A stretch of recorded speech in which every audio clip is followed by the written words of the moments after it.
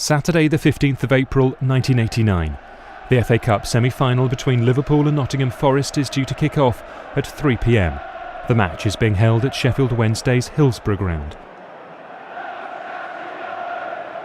All 54,000 tickets have been sold. 10,000 Liverpool supporters have tickets for the standing terraces. They will have to enter through just 7 turnstiles. In the police control box, the man in charge of the match, Chief Superintendent David Duckenfield, and another officer discuss whether to delay the kick-off to give people more time to get into the ground. They decide against.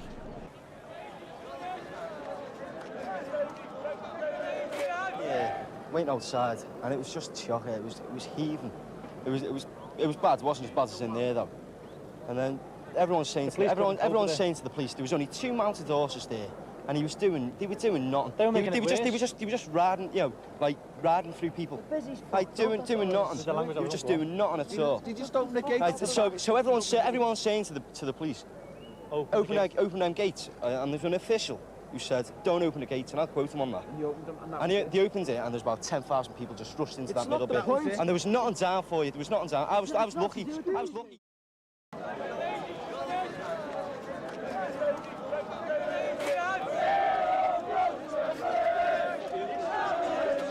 Thousands are now packed into the Leppings Lane bottleneck. Stationed outside, Superintendent Roger Marshall makes several requests for permission to open the exit gates to relieve the pressure. Inside the ground, the central pens are filling up.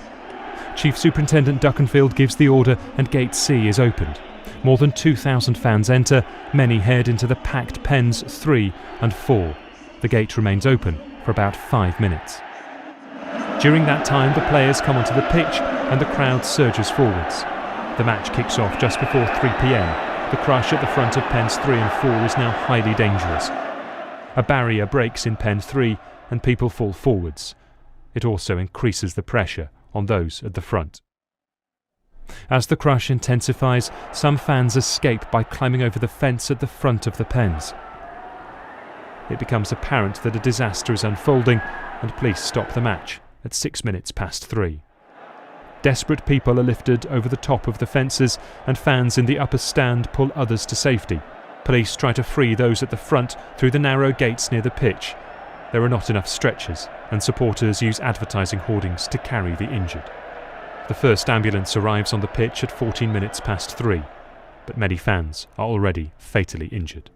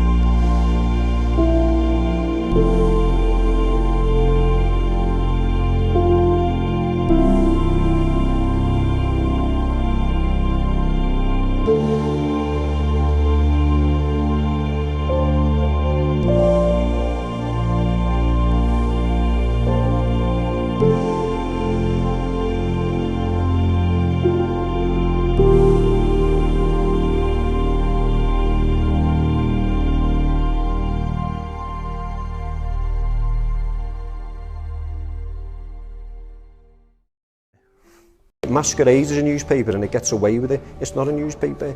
It deals in hatred, it deals in division and bile. It's a trash newspaper. It backs whoever's winning. At the moment it's a Tory newspaper. It did back Tony Blair when he was getting in power, but they back whoever's winning. It affected so many lives. I mean, people are still hurting from it.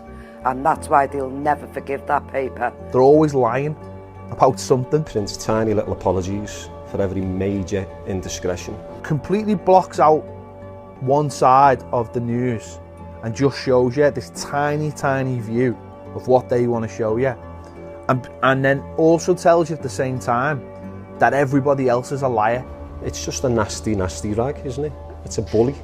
You know, they just destroy people's lives for the sake of selling a few newspapers. That certain newspaper should have been taken to task, completely taken to task, and I'd love to see it wiped out.